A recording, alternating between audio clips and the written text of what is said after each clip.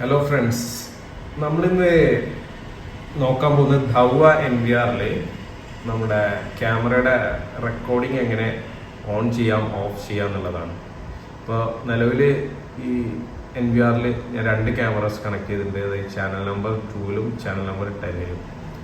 അപ്പോൾ നിങ്ങൾക്ക് നോക്കിയാൽ മനസ്സിലാവും, ഈ ചാനൽ നമ്പർ 2-ലുള്ള ഈ ക്യാമറ റെക്കോർഡിംഗ് അല്ല, ആ സ്ഥാനത്ത് ചാനൽ നമ്പർ 10-ലുള്ള ക്യാമറ റെക്കോർഡിംഗ് ആണ്. അതാണ് ഇവിടെ ഈ ഗ്രീൻ കളറിലൊരു ക്യാമറയുടെ ചിഹ്നം കാണുന്നത്. അപ്പോൾ ഈ ചാനൽ നമ്പർ 2-ലെ ക്യാമറ റെക്കോർഡിംഗ് ഓൺ ചെയ്യുന്ന എങ്ങനെ നിങ്ങൾക്ക് കാണിച്ചു തരാം. ജസ്റ്റ് നമ്മൾ ഈ ലൈവ് വ്യൂ മെനുവിൽ റൈറ്റ് ബട്ടൺ ക്ലിക്ക് ചെയ്യുക.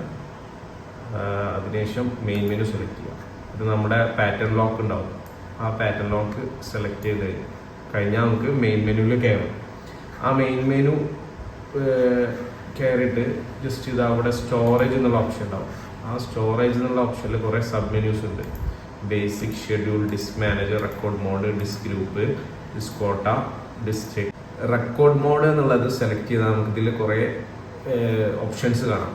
Main stream, sub stream 1, sub stream 2, snapshot എന്ന് പറഞ്ഞിട്ട്. അപ്പോൾ നമ്മളെ ശരിക്കും ക്യാമറ റെക്കോർഡ് ചെയ്യുന്ന ആ റെസൊല്യൂഷനാണ് മെയിൻ സ്ട്രീം എന്ന് പറയുന്നത്. പിന്നെ സബ് സ്ട്രീം എന്ന് പറയുന്നത് ഇത് ലൈവ് വ്യൂ കാണുന്നതിനും അതേപോലെ നമ്മുടെ റിമോട്ട് ആക്സസ്, അത് മൊബൈലിൽ കാണുന്നതിനൊക്കെ ഉള്ള ഒരു റെക്കോർഡിംഗ് റെസൊല്യൂഷനാണ്. അതായത് മെയിൻ സ്ട്രീമിനെക്കാട്ടും ഏറ്റവും ചെറിയ റെക്കോർഡിംഗ് റെസൊല്യൂഷൻ ആയിരിക്കും ഈ സബ് സ്ട്രീം. അപ്പോൾ നമുക്കിപ്പോൾ നമ്മൾ കണ്ടോ, ഇതിൽ ഓട്ടോ, മാനുവൽ, ഓഫ് എന്നുള്ളതുണ്ട്. അപ്പോൾ ഈ ക്യാമറകളൊക്കെ ഓഫ് പൊസിഷനിലാണ്.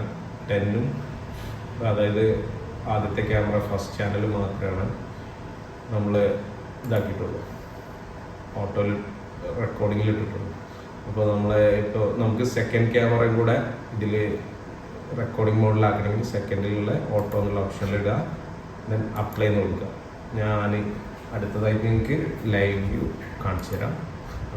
ലൈവ് വ്യൂ സെക്കൻഡ് ക്യാമറയിൽ ഇവിടെ റെക്കോർഡിങ് ഓൺ ചെയ്തിട്ടെന്നുള്ള സിമ്പിൾ വന്നിട്ടുണ്ട്.